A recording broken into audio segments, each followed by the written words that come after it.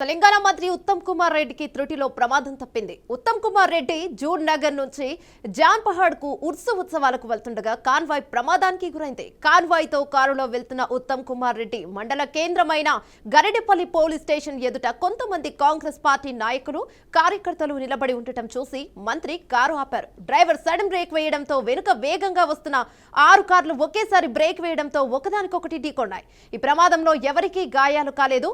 మంత్రి ఉత్తమ్ కు ప్రమాదం తప్పడంతో అభిమానులు కాంగ్రెస్ కార్యకర్తలు ఊపిరి పీల్చుకున్నారు.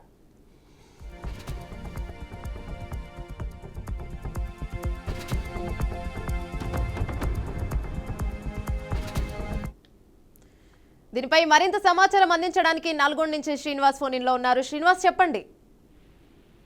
Good afternoon.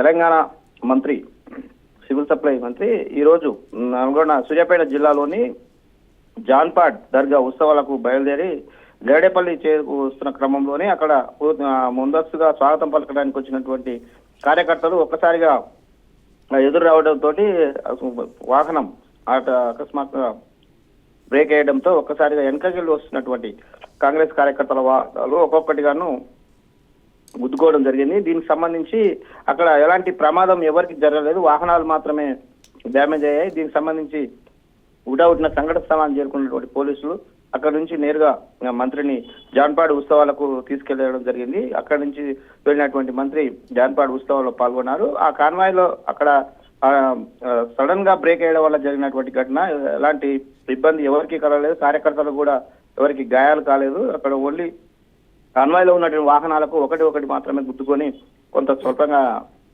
డ్యామేజ్ అయినటువంటి పరిస్థితి.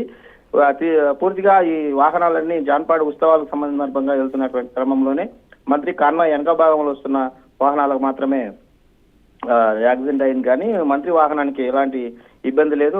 సురక్షితంగా మంత్రి జాన్పాడ్ ఉత్సవాల్లో పాల్గొన్నటువంటి పరిస్థితి. Right, thank you Srinivas.